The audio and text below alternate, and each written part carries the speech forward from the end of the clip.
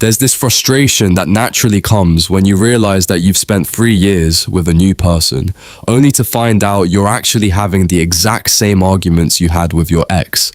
It's like the universe swapped the actor but kept the script. You may call it bad luck, or maybe the universe is simply against your love life, but the reality is, you aren't just tripping over the same person as your toxic ex, you are scanning for them. There is this subconscious signal inside you, and it's looking for a very specific type.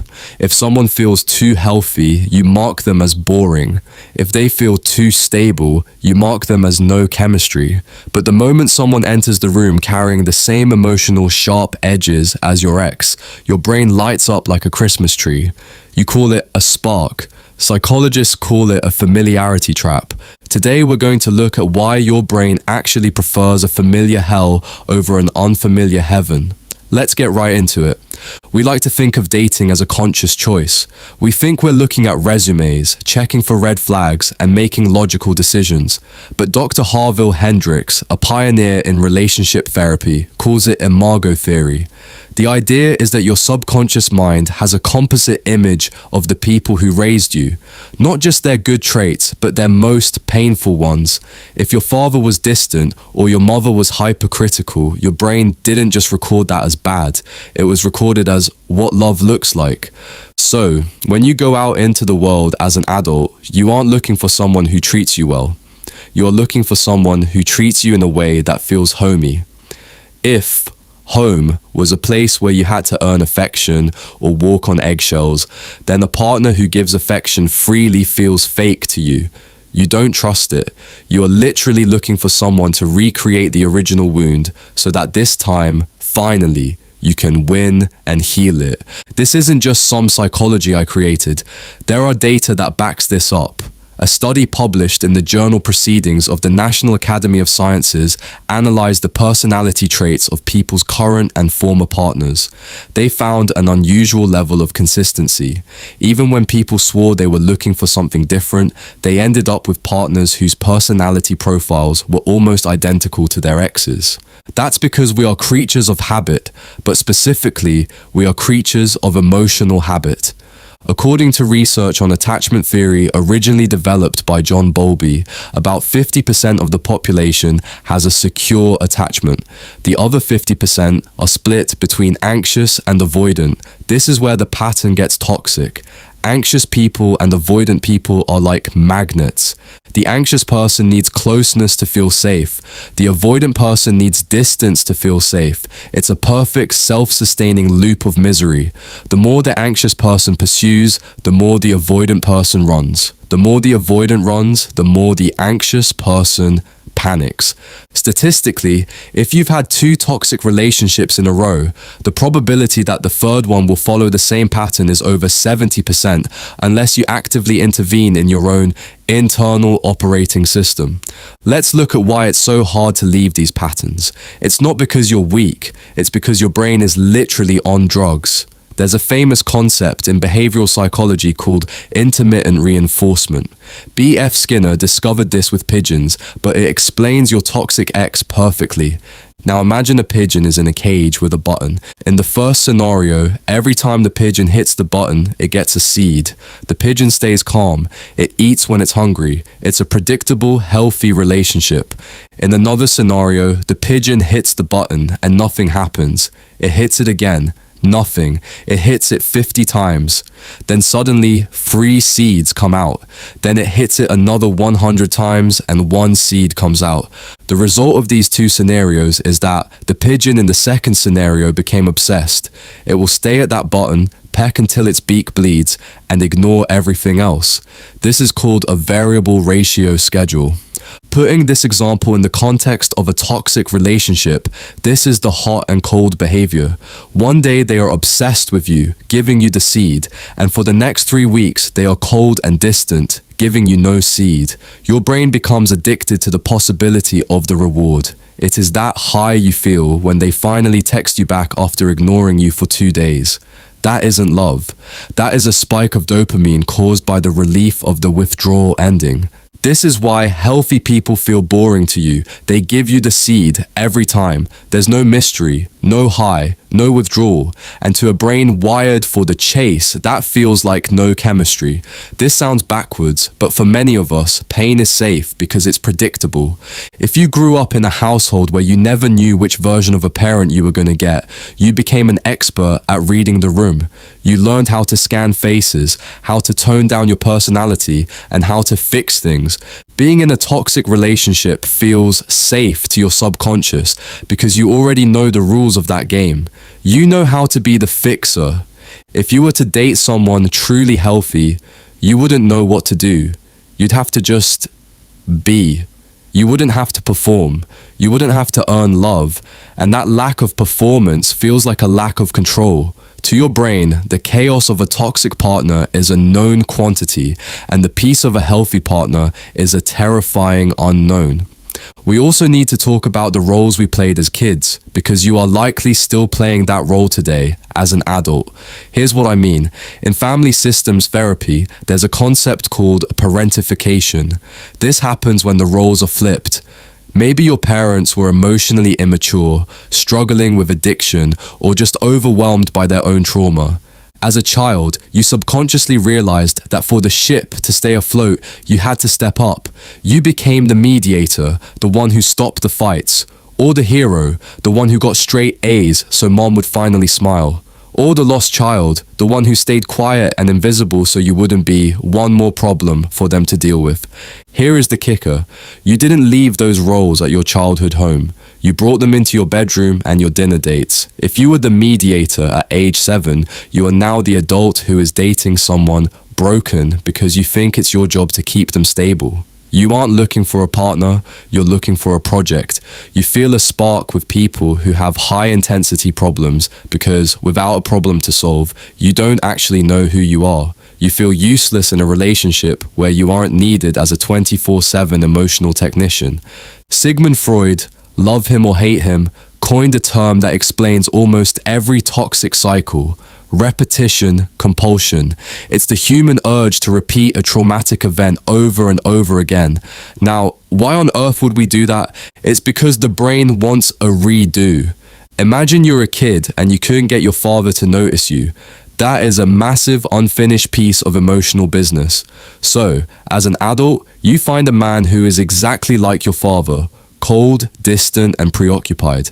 Your subconscious thinks, okay, here's the same setup. If I can just get this guy to love me, it will finally prove that I was lovable all along.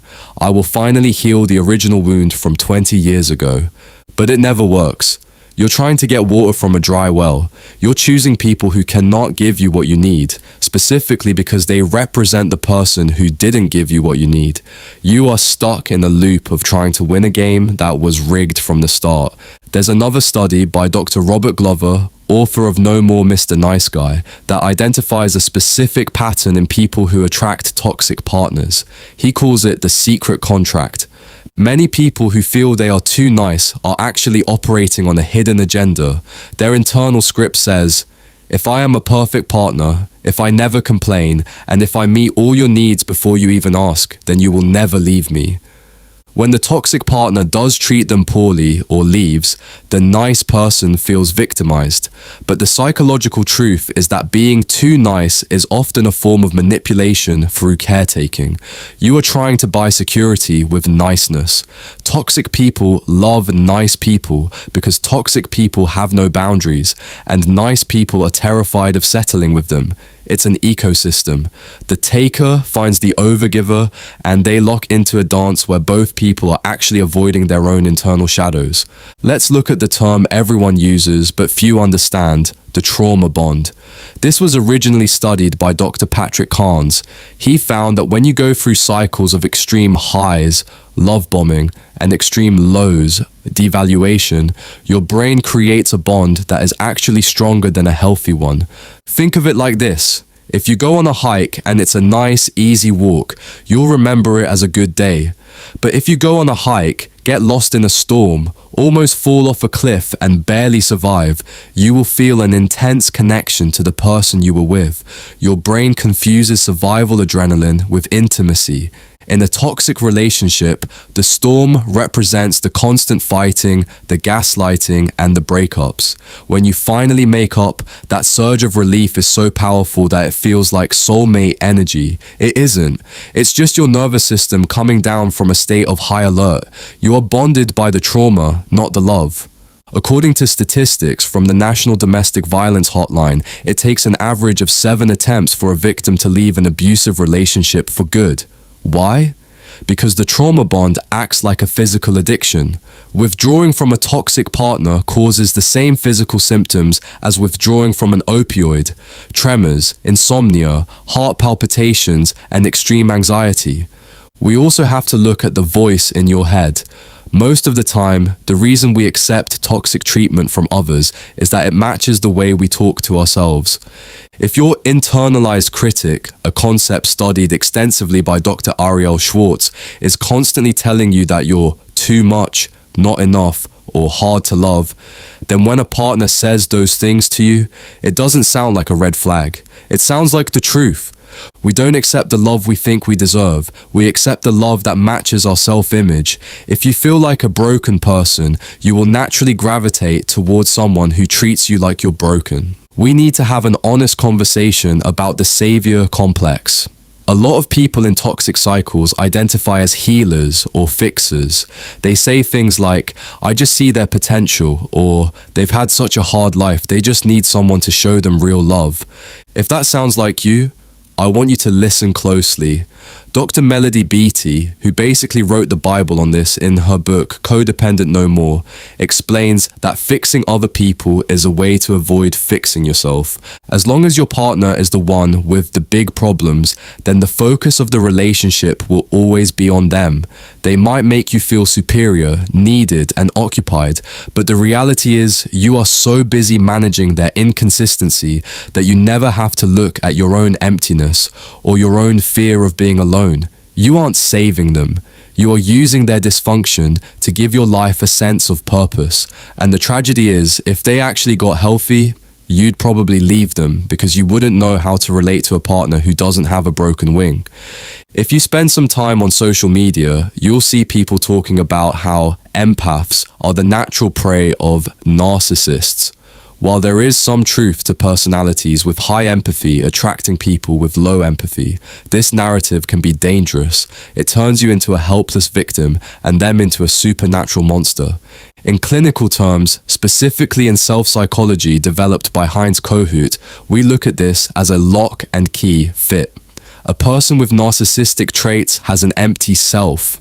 They need constant external validation to feel alive. A person with codependent traits, often self-labeled as an empath, has a self that only feels valid when it is serving others.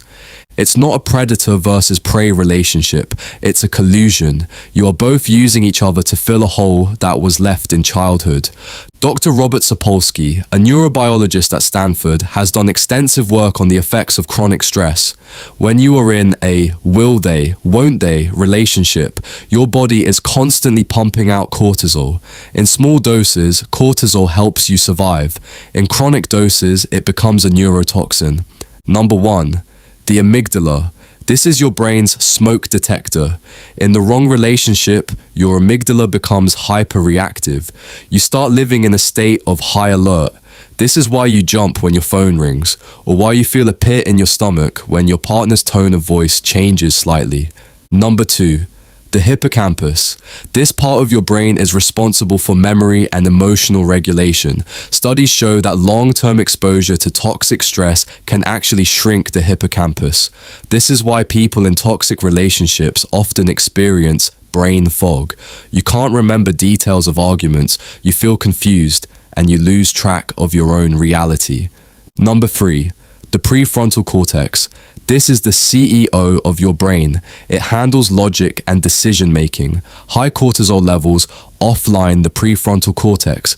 This explains why a brilliant, successful person can stay in a relationship that makes zero sense to an outsider. Their CEO has been knocked unconscious by stress hormones. One of the most insightful things you'll ever learn about toxic patterns is the concept of reactive abuse. This happens when a person who is usually calm and kind is pushed, gaslit, and ignored for so long that they eventually snap. They might scream, throw something, or say something horrible.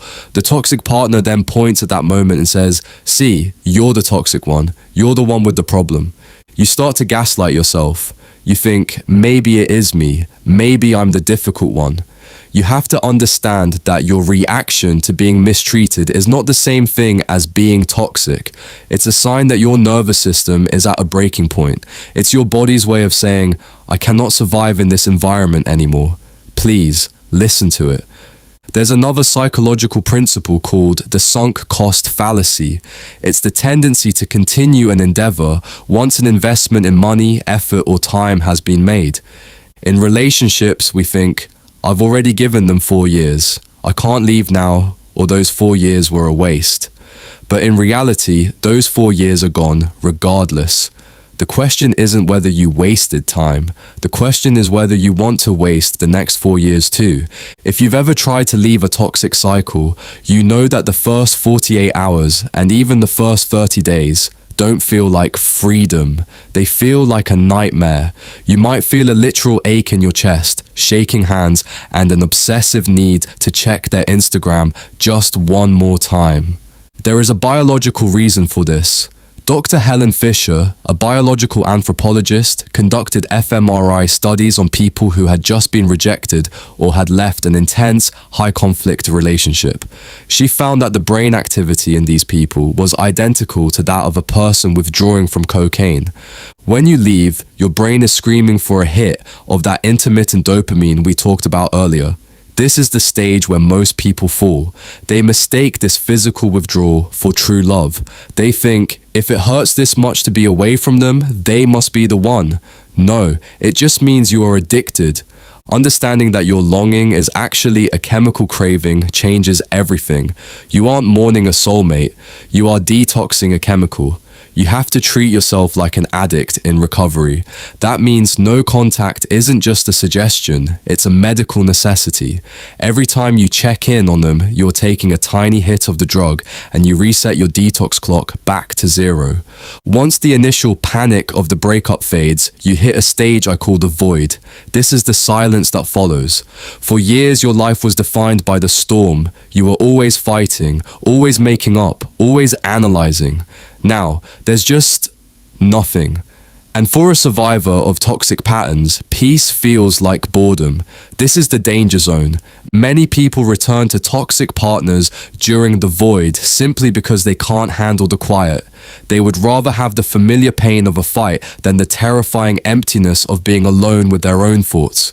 To survive the void, you have to realize that the boredom you feel is actually your nervous system recalibrating. You are moving from a high voltage life to a normal voltage life. It's like switching from drinking straight vodka to drinking water. At first, the water tastes like nothing, but eventually you realize the water is the only thing that actually keeps you alive. People love to tell you to just love yourself. It's a nice sentiment, but if you've spent your life being treated like a tool or an option, you don't even know what that looks like. It's like telling someone who has never seen a car to just drive. Instead of self-love, we need to talk about self-parenting. This is a concept used in transactional analysis developed by Eric Berne. You have to imagine there is a child version of you inside who is terrified and wants to run back to the toxic ex for safety. Your job is to be the healthy parent to that child. When the child screams, "I miss them, I want to call them," the parent doesn't say, "You're stupid for wanting that." The parent says, "I know you're scared and I know you miss the feeling of being wanted, but I am the adult here and I am not going to let you go back to a place where you get hurt. We are staying here where it's safe." Self-parenting is about boundaries you set for yourself, not just for others. It's about deciding that your peace of mind is more important than your desire for that person. How do you stop attracting the same pattern? You have to change your frequency. The truth is, it takes an average of 2 years of consistent self-work, healthy environments, or therapy to rewire the brain's attachment system. It's not a magic pill or a weekend retreat. It's a slow, steady process of proving to yourself day after day that you are a safe person to be with. At the beginning of this, we talked about how you are scanning for the familiar. The healing process is about changing the search criteria in your subconscious. When you start to heal, the toxic spark starts to look like what it actually is: anxiety. And the boring, healthy person starts to look like what they actually are: peace. The goal isn't to find someone who completes you.